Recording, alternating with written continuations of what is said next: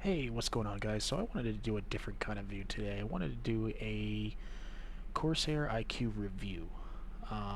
It's a software that I use personally for my desktop computer.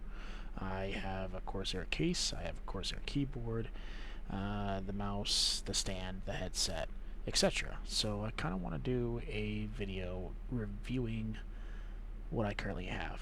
Now, the cool thing about this is the software can basically control and some third-party motherboards and some third-party, you know, other applications like uh, Philips Hue and ASUS.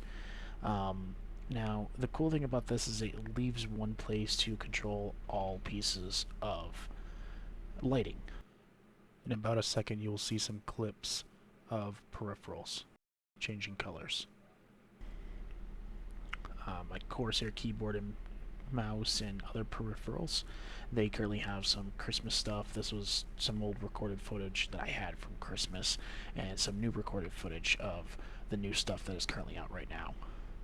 Um, this little tiny clip didn't come out to justice. It was supposed to be yellow, but it went to white. It was weird. Um, Anyways, so kind of giving you like a area. This is the Halloween one of my personal favorites, and it allows you to change the basically the look. It allows you to give your your personal preference. You can base it off like video capture, image capture. You can base it off your monitor. That's what I currently have it set to because I have the most recent update. Um, Now, what I want to go over is when you go to lighting, you can set the hardware lighting. You can set individual lighting. You can also set a full like team lighting is what I call it. And when you set the team lighting, it goes based off the theme. So right now, my computer is currently set to whatever is displaying on my video game monitor or my personal monitor. Whatever is displaying, the light captures it. It's honestly awesome. It's great. In here you can see that I'm checking for updates. That one's based off the main software.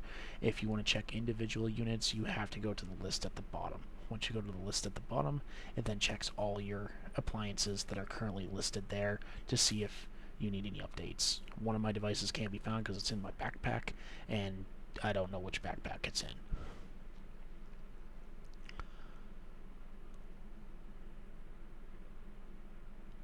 Alright, so another thing I wanted to go quickly over is when you have like a Corsair AIO pump or a smart case like I have, you can actually make presets of cooling. Now, a lot of people do it off their GPUs, they do it off their processors. I keep it all on my processor because it's usually runs at hottest and it keeps my entire case cooled or overcooled. Everybody has their own preference. My personal preference is I set it to my processor and it keeps the entire system cool and I don't have to worry nearly as bad. So the cool thing about this is you can make custom sets. You can go with the presets, you don't have to make a custom. They come with a good 5 or 6 presets. But if you want to make a custom, it actually allows you to go through the graphing chart and you can actually set a specific graph depending on like how hot the computer gets in Celsius or Fahrenheit if you decide to do so. I kept it in Celsius because it can get pretty hot. So right now I'm making a custom preset. Just for the sheer fact of this video, I wanted to kind of start from scratch. So I kind of have it set to the way that I want it. I have my personal preference set.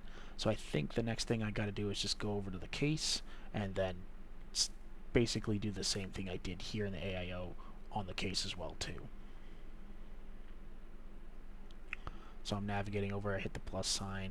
I see that it does have one of my old presets, but I think I want to personalize this a little bit more, so I'm actually going to add the bits and pieces name to it.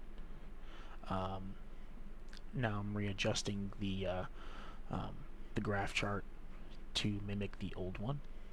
As you can see, it's just literally click and go, click and go, click and go.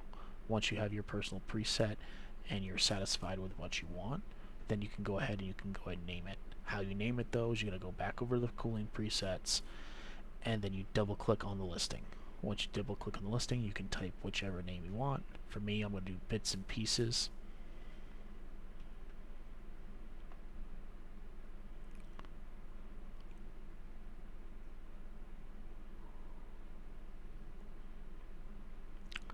And then once I have this fully typed out, I'm actually going to go back to the AIO and then type the same thing.